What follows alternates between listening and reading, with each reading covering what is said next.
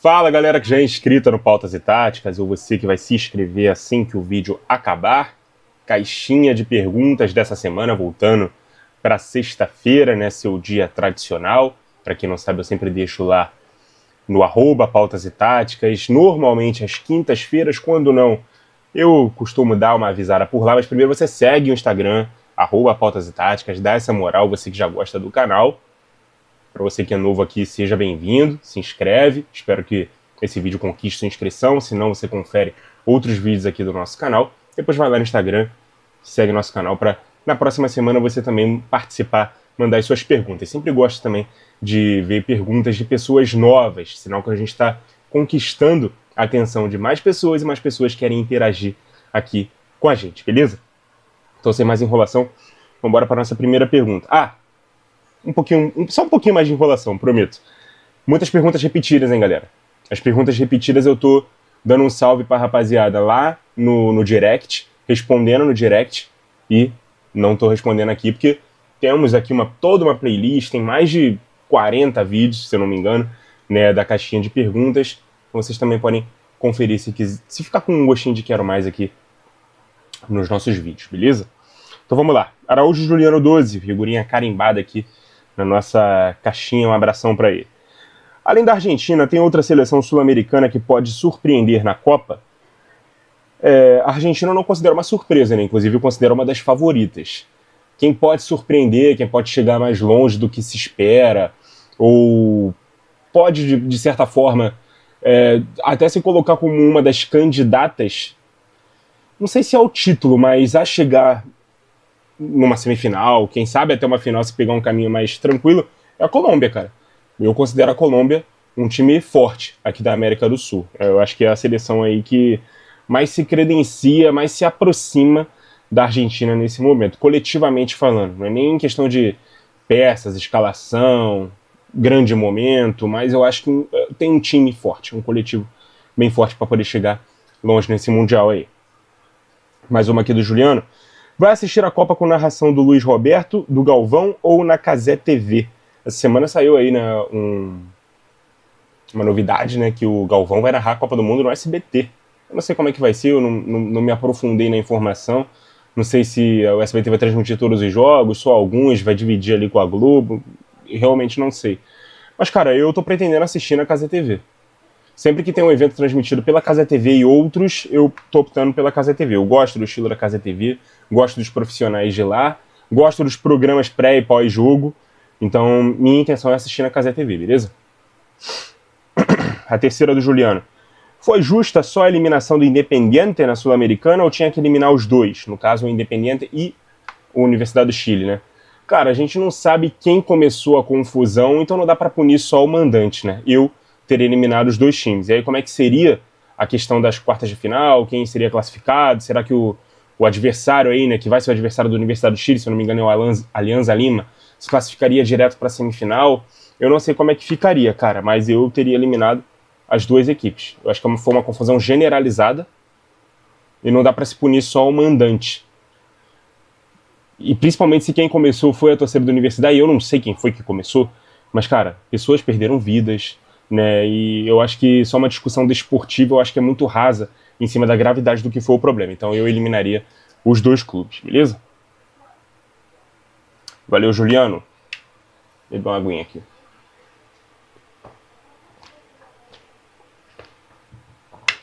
Thor Carvalho TSC.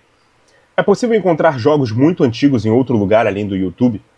É possível sim, Thor. Não sei se com muito antigos o quanto você quer voltar no tempo, tá? Mas quando eu faço, por exemplo, as análises retrô e são sobre uma época que eu não tenho nenhuma memória afetiva, eu jogo lá no Google, assistir online, jogos do time e tal, e clico no primeiro, vou clicando nos links.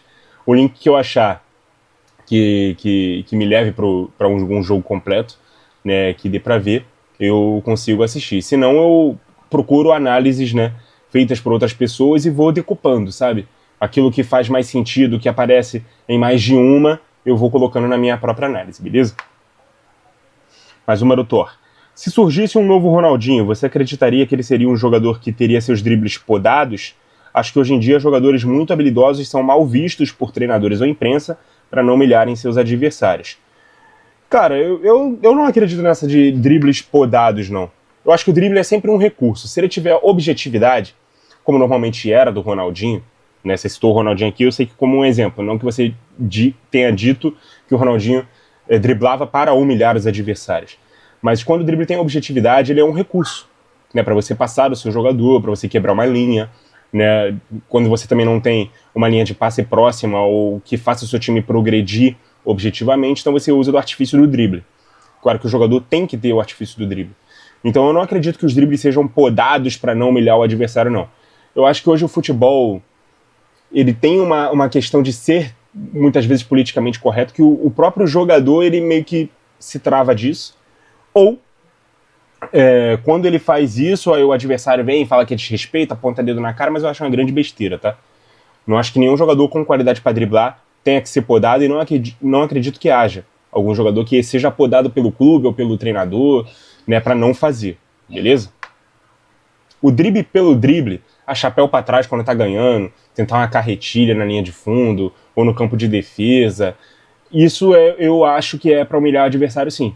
E aí não é que o jogador tenha que ser podado pelo treinador, é ele que tem que ter consciência de que não é para fazer isso, porque pode começar uma confusão no campo. Mas a gente vê muito pouco disso hoje, tá? Hoje o que a gente vê é quando um time tá perdendo, sei lá, por 1-0, e um jogador toma um drible que seja um pouco mais humilhante e tal, e aí para com falta e vai lá tentar apontar o dedo na cara do jogador, principalmente quando é jovem. Querem montar muito nas costas do jogador jovem para fazer isso, para tentar intimidar o cara, não pelo futebol em si, mas por outros artifícios. Tentar parar o cara e ir ganhando no grito.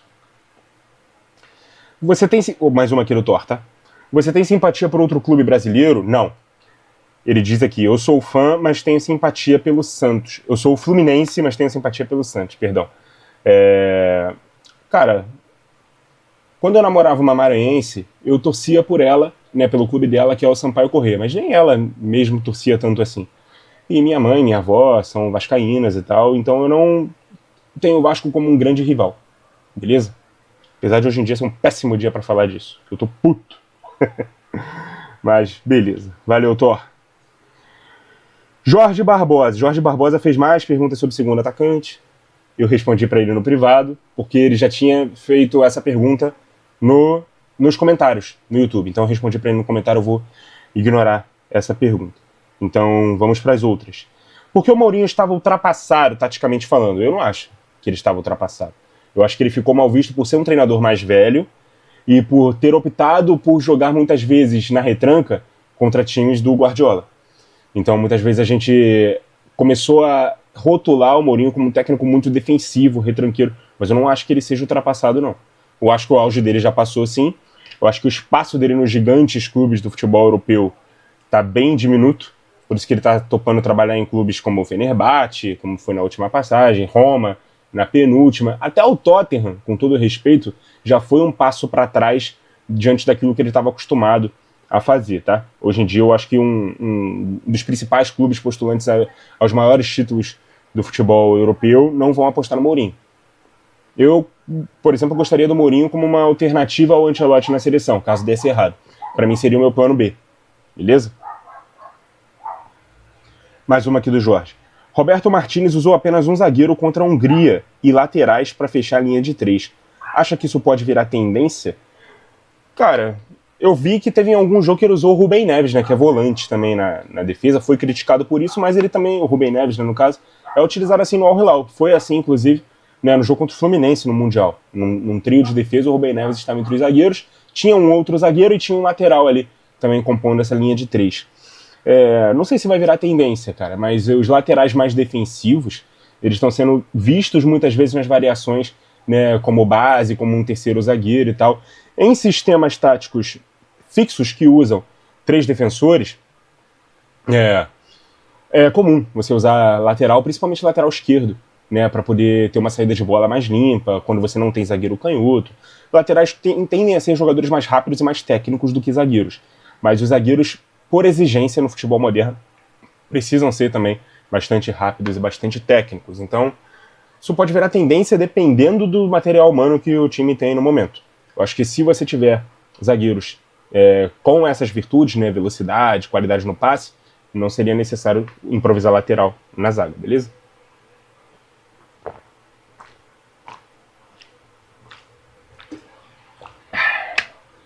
Valeu, Jorge. Matheus Roman. Quem é favorito para a Copa e qual estado da Copa é o mais bonito, na sua opinião? Cara, eu não tenho conhecimento sobre os estados, né? Não sei se é estado ou estádio, né, que você quis dizer. Mas ainda assim, também não tenho muito conhecimento nem sobre os estados, nem sobre os estádios, né? Do Canadá, dos Estados Unidos, do México, porque eu nunca viajei para lá, então tudo que eu sei é sobre os estados em si, sobre as cidades, é sobre o que eu vejo, né, nos filmes, nas séries, enfim. E não dá pra gente ter uma opinião tão formada assim em relação a isso. Até porque muitas delas se passam em Nova York, que é uma cidade mais urbanizada, e não dá pra eu ter uma opinião sobre isso. Mas eu tenho quase certeza que você quis falar estádio e falou estado. E sobre quem é favorito, pra mim é a Espanha, tá? É a seleção mais preparada para vencer a Copa do Mundo. Valeu, Matheus. Lucas Emanuel Oliveira. Uma das suas perguntas caiu, né, Lucas? Né, que é: Bahia surpreende e vence a Copa do Brasil? Bahia foi eliminado. Então, essa pergunta caiu. Mais uma do Lucas. A estratégia de impedimento do Barcelona pode custar a Champions? A linha alta, né? Você quer dizer. Cara, eu acho que o Hans Flick ele era criticado por isso também no Bayern e não custou. Tudo depende de como vai ser executado. Não é a linha alta pela linha alta, mas a execução da linha alta.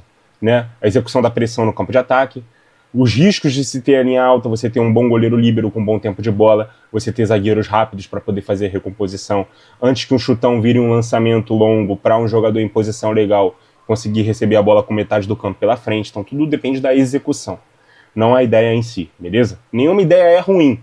Na prancheta, meu amigo, tudo funciona. Depois no campo a gente vê, né, que ideia fez sentido ou não. Mais uma do Lucas. Qual a melhor estrutura ou caminho para os jogadores jovens ser pelo menos metade do elenco principal?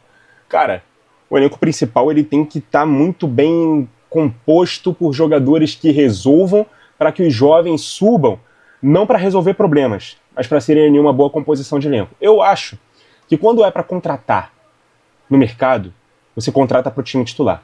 Quando é só para compor elenco, né, para ser ali um segundo reserva, terceiro reserva de determinada posição que você já tem outros jogadores de qualidade, é melhor subir na base.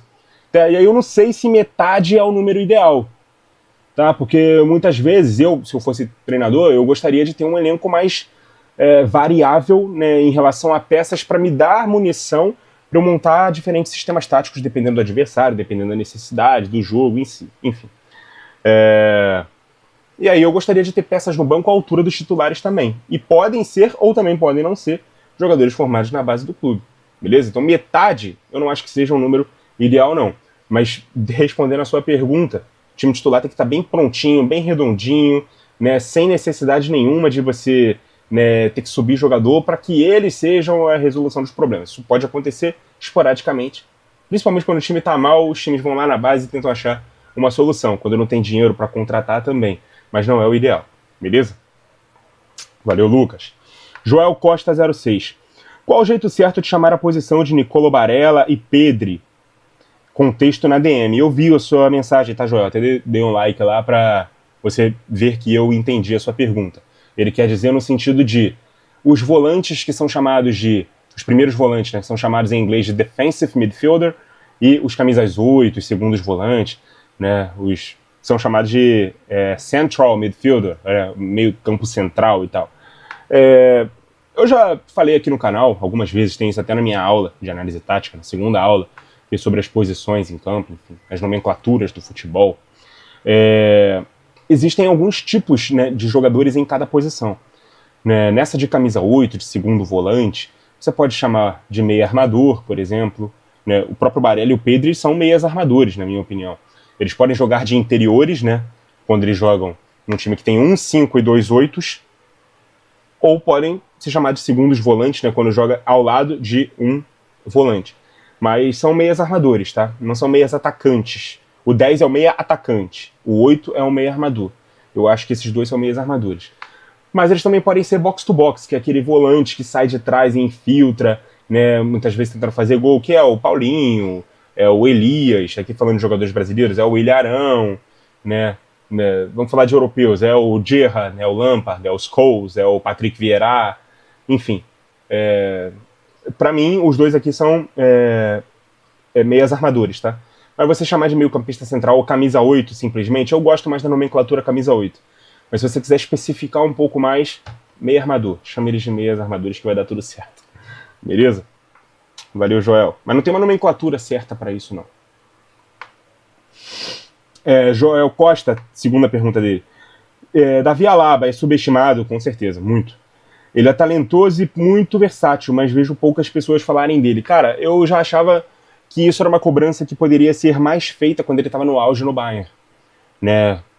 Ali entre 2012 e 2020, acho que era o grande Alaba que a gente viu na carreira. Depois que ele virou zagueiro, e sim, é uma outra veia da versatilidade dele, e principalmente depois que ele foi pro Real Madrid, começou a sofrer com lesões, aí ele ficou realmente menos falado. Hoje se fala até de uma saída dele do Real Madrid para ficar livre no mercado. Eu acho que ele é um jogador bastante subestimado, mas eu acho também que o auge dele já passou. Beleza? Ele não é mais o jogador que foi no auge. Não sei se ele continuaria sendo muito versátil nessa versão de hoje, depois de tantas lesões sérias sofridas, né? E depois de ficar um pouquinho mais velho também e tendo achado o seu lugar para essa fase final de carreira na zaga. Mas tem vídeo sobre o Alaba e toda a sua versatilidade dele aqui no canal. Procura lá na playlist Análise de Jogadores. Você vai encontrar lá um vídeo bem bacana só sobre Davi Alaba. Mais uma do Joel. CR7 centroavante é mais jogador que CR7 ponta esquerda? Existe debate? Cara, para mim não existe debate e não. O Cristiano ponta esquerda é a melhor versão dele. Ou até segundo atacante, né? Como, por exemplo, ele fez o híbrido dessas duas posições. Para mim foi a melhor temporada dele. Em 13 e 14 e depois 14 e 15 também, né, que foi a melhor temporada de gols dele. Ele era um ponta esquerda quando tinha a bola, e sem bola o meia esquerda abria e ele ficava mais preservado com o Benzema ali de centroavante, né, para ele ser o segundo atacante. À medida que ele foi ficando mais velho, perdendo mobilidade, perdendo velocidade, não recompondo tanto assim, e os times dele precisando de jogador que recomponha, aí ele foi aos poucos indo para mais próximo do gol. E foi isso mais por necessidade mesmo do que por ele ser melhor, tá? Ele mesmo já deu uma entrevista dizendo que ele nunca iria jogar como centroavante, porque ele fez sei lá quantos gols na carreira dele jogando na posição, né, de ponta esquerda. E é verdade. E aí ele foi para centroavante por uma necessidade, realmente, não por ele render melhor nessa posição. Hoje não dá mais para ele jogar de ponta esquerda porque ele tem 40 anos de idade, né? E já não é mais tão veloz, já não é mais tão voluntarioso, já não marca pressão. Então, ficar ali mais próximo do gol é melhor para ele nesse momento da carreira. Mas nem de longe ele consegue render melhor, né? Desde ali a sua saída da Juventus, a última temporada da Juventus, para frente, né, do que o grande Cristiano do Real Madrid, né, da etapa final ali de Manchester United. Aqui ele foi o melhor Cristiano da carreira. Beleza? E mais uma propaganda. Tem vídeo aqui sobre a evolução tática na carreira do Cristiano Ronaldo aqui no canal. Valeu, Joel. Aguinha.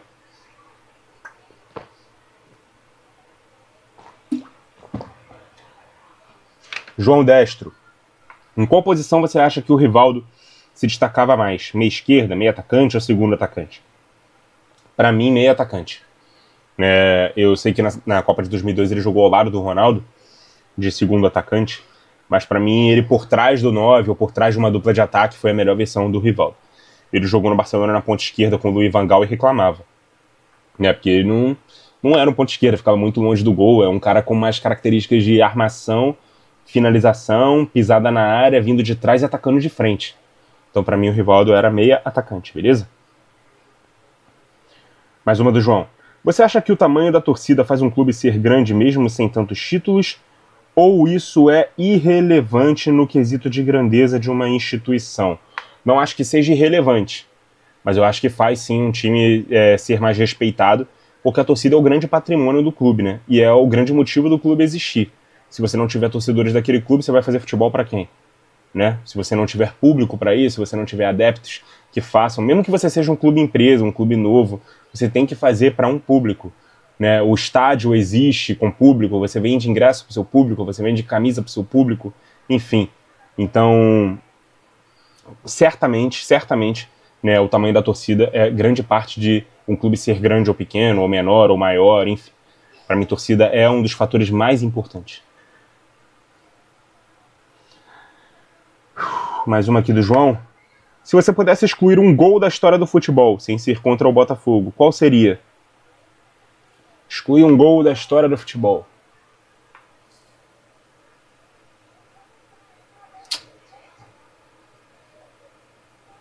Eu não sei se eu excluísse o gol da Croácia, né, agora na Copa de 2022, a gente se sairia melhor contra a Argentina. Então não vou citar esse não. Cara,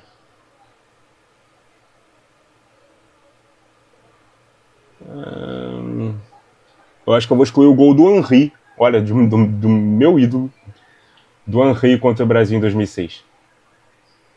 Eu sofri muito com aquele gol por ser de um cara que eu gostava tanto, eu tinha 10 anos, estava desiludido com o futebol e tal.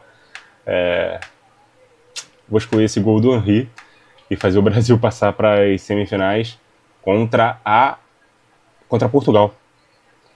Não sei se a gente venceria Portugal, provavelmente não, mas eu acho que a gente teria mais chance do que contra a Argentina na última Copa. Então eu excluiria o gol do Henry na Copa de 2006, naquele 1-0. Né? Quem sabe se o jogo fosse para os pênaltis a gente ia passar também, né? Mas o jogo foi 1-0. Se é para excluir um gol só, eu excluiria esse. Gostei da pergunta, hein, João? Criativo. Jonathan Silva 07. Pelé, Maradona, Messi, Cristiano e Ronaldo. Quem teve o maior nível de enfrentamento na carreira em suas épocas, no quesito de grandes defensores que eles enfrentaram em seus auges? Ronaldo. E Maradona. Os dois. Maradona anos 80, 90, Ronaldo anos 90, 2000. Pô, os caras enfrentaram nomes como Scirea, como Baresi, como Maldini, como Thuram, mas quem? Puyol, John Terry, Rio Ferdinand. Pô, mano, é muito zagueiro de muita qualidade. Né? Cannavaro. Enfim. Os caras enfrentaram... Eu acho que esse período é o meu período preferido do futebol, tá? Anos 80, 90 e 90, 2000. Beleza? Valeu, Jonathan. Gabriel Baltazar GB. O que acha de Murilo jogar num trio de zaga mais à esquerda, apesar de ser destro? Murilo do Palmeiras?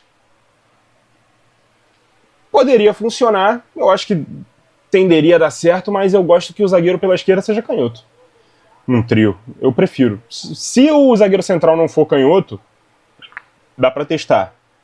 Beleza? Agora, se o zagueiro central for canhoto, é melhor botar o canhoto na esquerda. E o Murilo que é destro de central. Mais uma do Gabriel. O meio campo do 4-1-4-1 é formado como 5-8-8 ou 5-8-10? Pode ser 5-8-8, 5-8-10, 5-10-10. Depende das características dos jogadores, não é regra. Né? Depende do que o técnico vai escalar, como ele vai escalar, quais são as variações. Né? O normal é que seja 5-8-8, é o normal. Mas dá para ser 5-10-10 também. Por exemplo, o City do Guardiola tinha Fernandinho, De Bruyne e Davi Silva. 5, 10 e 10. Não tinha 8 aqui. Beleza? O próprio Bayern do Guardiola, em certo momento, teve Xabi Alonso, Thomas Müller, Mario Götze. 5, 10, 10. Dá para ter também. Ou dá para ter um 8 e um 5, dá para ter 2 8, enfim, dá para fazer várias coisas. Mais uma do Gabriel. O que acha do futebol voltar a ter 4 zagueiros para não precisar de cobertura dos zagueiros e laterais? Acho péssimo, péssimo. Porque tem que ter lateral, cara, tem que ter lateral. O lateral tá mudando, tá modificando. É engraçado que na mesma caixinha tem perguntas sobre ter 4 zagueiros e perguntas de times de 3 zagueiros com um zagueiro só e 2 laterais. É interessante, né? Como é que o futebol ele é plural. Mas eu não gosto de um time com 4 zagueiros, não. Eu sei que o Guardiola já jogou assim algumas vezes e tal, mas tenho certeza que ele preferia ter 2 laterais. Né? Não só para jogar atacando lá o fundo, mas para ser um cara mais rápido, mais qualificado ali na saída, às vezes apoiar um pouco mais por dentro. Eu acho que a tendência é a gente ter esses tipos de laterais, que ficam mais contidos ou que participem mais da construção pelo meio campo. Mas 4 zagueiros eu acho muito... Eu acho que tende a ser uma linha de defesa lenta, pesada, muito alta. Um jogo aéreo seria realmente muito bom, muito boa, mas eu acho que tende a ser bem problemática, principalmente nessas extremidades aí, quando você não tem jogadores tão rápidos como os pontas, né, para poder fazer a marcação deles. E zagueiro, cara, tá acostumado a marcar pelo centro, não pelo lado, né, contra jogadores que jogam de costas, não de frente, não com tanta velocidade. Então eu não gosto da ideia, não gosto. Valeu, Gabriel. E o Gabriel mandou as perguntas no meio da terceira do Jonathan, então vamos voltar para o Jonathan. O 4-2-3-1 é o esquema mais completo do futebol, por possuir pontas, meio atacante, centroavante e 2 volantes? Eu não digo que seja o mais completo, mas é o mais comum. Se tornou o mais comum. Se tornou o sinônimo de jogo simples e não inventar, sabe? De tão popular que ele ficou exatamente por essas questões que você citou, né? Ele não é exageradamente defensivo, como muita gente acha quando vê times com 3 volantes. Ele não é exageradamente ofensivo por ter 4 atacantes, como é o caso muitas vezes de um próprio 4-2-3-1 com um segundo atacante, não um meio atacante à frente dos volantes. Então eu acho que ele é bem equilibrado e é hoje um sinônimo de um jogo mais simples. Ser completo ou não depende das peças, da execução das ideias e das variações, beleza? Valeu, Jonathan. Felipe Gabriel. Diniz é o técnico mais ousado dos últimos anos? Brasileiro, com certeza. Né? O cara que... Não é nem que ele seja só ousado. Muitas vezes essa ousadia se traduz em teimosia, né? Porque ele só joga de uma forma, não sabe jogar de outras maneiras, né? E muitas vezes isso custa o resultado para ele. Por vezes ele conseguiu mudar e conseguiu se adaptar para poder fazer outro tipo de futebol, mas não é a regra dele. Ele normalmente é aquele cara que, né, gosta de um futebol mais ofensivo, né, com mais liberdade, mas ao mesmo tempo concentrando os jogadores em um lado só do campo, pouco preocupado com a defesa, enfim. É isso. Mais uma do Felipe aqui. O Cebolinha 2019 seria titular na atual seleção? Não. Não é melhor que o Vinícius Júnior. Não é melhor... mas o Vinícius Júnior não joga na seleção. Ele vai para a seleção pelo que ele faz no clube, né? Eu duvido que alguém convocaria o Cebolinha em 2019 e não convocaria o Vini do Real Madrid atual. Então, não seria titular no lugar do Vini, não seria titular no lugar do Rafinha, que no Barcelona joga pela esquerda. Então, não quero colocar o Vini na ponta, mas tem o Rafinha. Quer colocar lá? Ou quer colocar o Cebolinha em 2019? Acho que é melhor o Rafinha, né? Então, não. Até o Rodrigo, que não vem sendo convocado, que vem jogando pouco no Real Madrid, eu acho que é uma opção melhor ali para a ponta esquerda, à frente do Cebolinha. Eu sei que ele jogou muito, principalmente na Copa América, mas não é para tanto. Não é para tanto. Terceira do Felipe. Thiago Silva deve ser convocado, levando em conta que a Copa é logo ali? Cara, para mim ele tem que estar na lista dos observados, caso haja alguma coisa em relação à lesão contra os outros zagueiros que estão na frente dele no ciclo. Eu acho que ele nem fez parte desse ciclo. E, ano que vem ele vai ter 42 anos. A gente tem outros bons zagueiros jovens. Eu acho muito ruim quando a gente fica resgatando um jogador tão veterano para uma posição que a gente tem proliferação boa. Não é uma posição que está faltando. Mas o Thiago Silva é melhor que eles todos. Será mesmo, mano? Ele é melhor que eles todos? Eu acho que ele é um jogador de um nível muito alto ainda. E isso é mérito total dele. Se ele quisesse continuar no Chelsea, ele seria titular do Chelsea até hoje. Fato. Eu acho que no Brasil ele sobra. E tem zagueiros brasileiros convocáveis que estão jogando no Brasil que estão à frente dele por uma questão de idade também. Né? Isso tem que ser levado em consideração. Então, cara, vou colocar aqui alguns zagueiros que estão na frente do Thiago Silva nessa preferência, tá? Marquinhos, o Alexandre do Lille, o Gabriel Magalhães, o Militão eu acho que vai ser convocado para a Copa se estiver bem fisicamente. Léo Ortiz, do Flamengo, Fabrício Bruno, do Cruzeiro, Murilo, do Nottingham Forest. Eu não gosto muito do nome do Beraldo, não, tá? Até porque é reserva no PSG, joga pouco, às vezes quando joga de lateral esquerdo, mas é outro que fez parte do ciclo. Então, citei pelo menos 8 nomes aí na frente do Thiago Silva para essa convocação. Então, se acontecer algo com, 5 deles, aí você se chama o Thiago, beleza? Para a Copa do Mundo. Fora isso, eu não vejo como o Thiago disputar a Copa, não. Valeu, Felipe.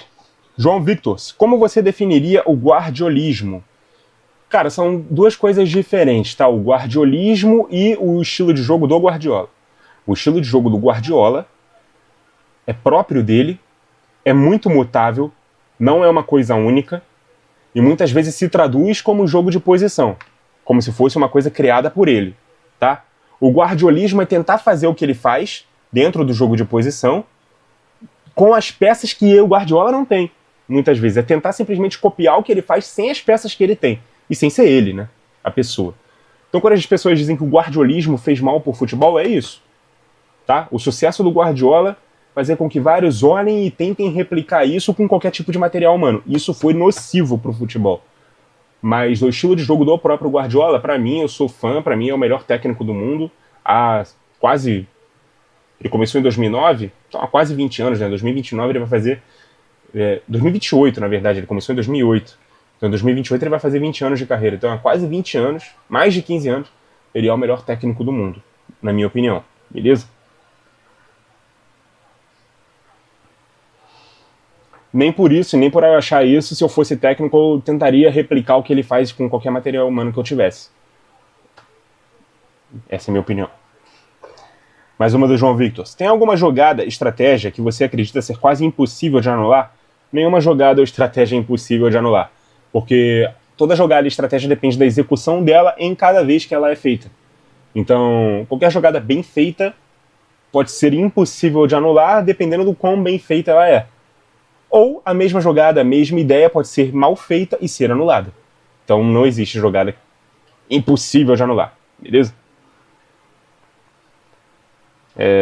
A terceira aqui do João Victor. Quais ideias do David você tem gostado e quais faria diferente e o porquê? Cara, nesse momento eu não tô gostando de nada. Porque eu tô no dia que eu tô muito puto com ele. Com certeza essa eliminação aí da Copa do Brasil é na conta dele.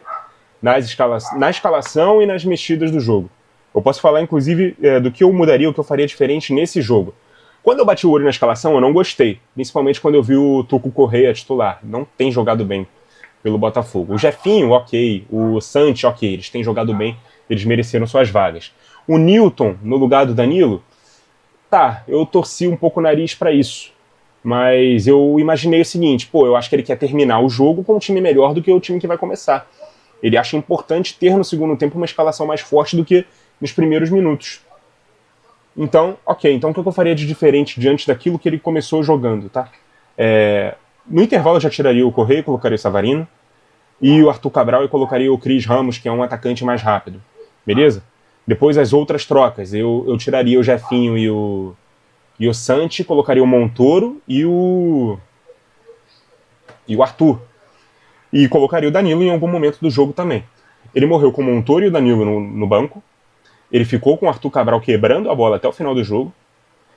Ele pôs o Vitinho no lugar do Matheus Ponte, né, e o Matheus Ponte estava bem no jogo. O Vitinho cansado de ter jogado na altitude 2 dias atrás, uma alteração totalmente desnecessária, um erro de leitura terrível, né, do David.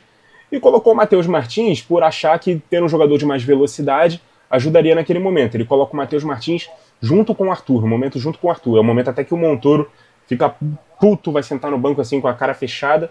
E ele tem razão, cara. Como é que ele não vai jogar? Como é que o Montoro não vai jogar?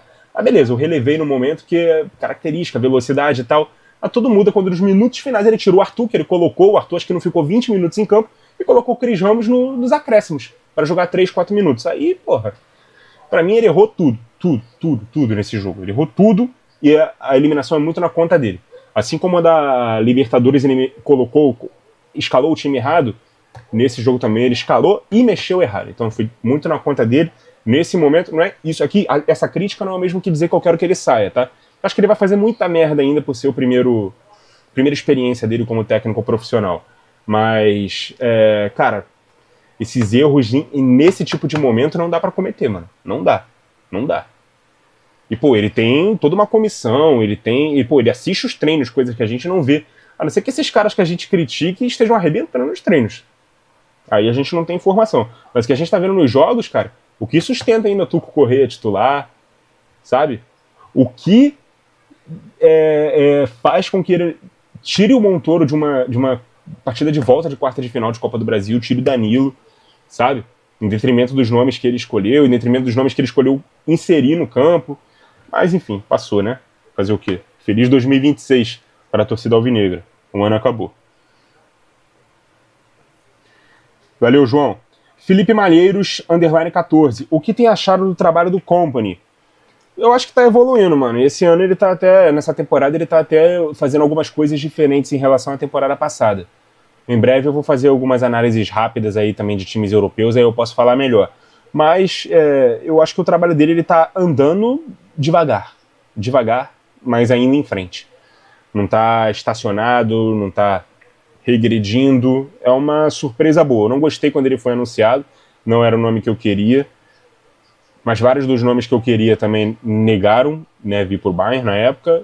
Veio o Company, a gente, né, confiou, né, que poderia dar certo, quase deu em algum momento, né, em relação a Champions e tal.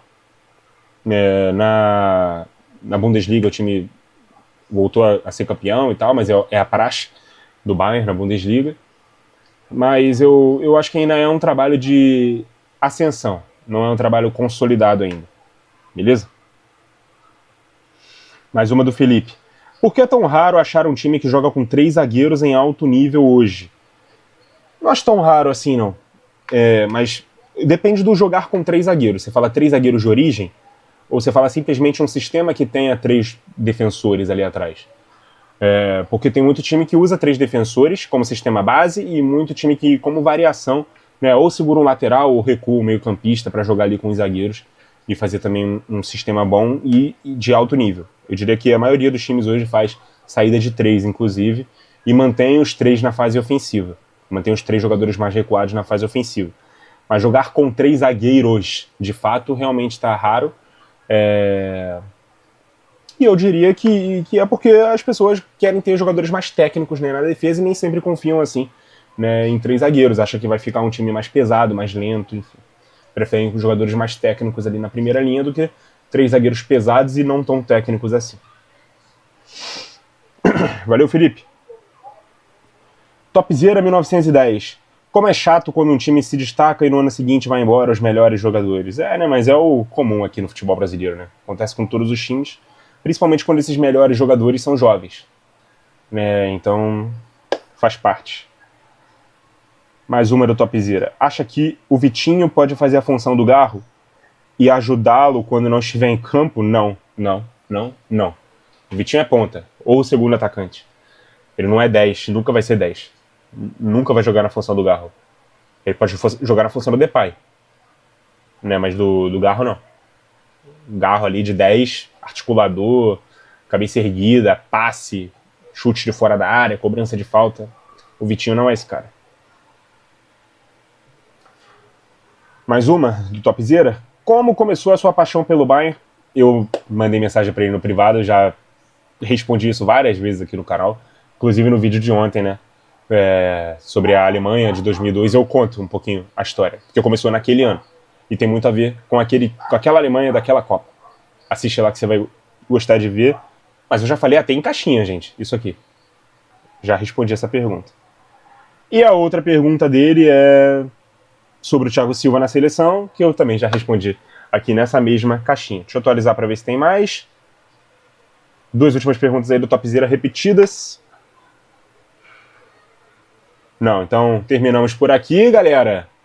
Peço desculpas se eu tô mal-humorado ainda devido ao que aconteceu ontem no jogo do Botafogo, porque eu realmente fiquei puto, precisei tomar um remédio para dormir que eu tava puto. Não fui nem treinar hoje que eu tava puto. Talvez eu treine mais tarde. Mas, por enquanto, eu não tô com cabeça pra isso, não. Tô digerindo ainda a derrota. Mas, fazer o quê? Faz parte do futebol. Mas eu agradeço demais aí a quem mandou pergunta. Segue o Instagram do @pautas e táticas. Fica atento aos stories. Você que é novo por aqui, gostou do vídeo, se inscreve no canal. E fica atento lá aos stories do Instagram para poder mandar a sua pergunta na semana que vem, beleza? Muito obrigado a você que acompanhou o vídeo até aqui. Continue ligado no nosso canal. E até a próxima!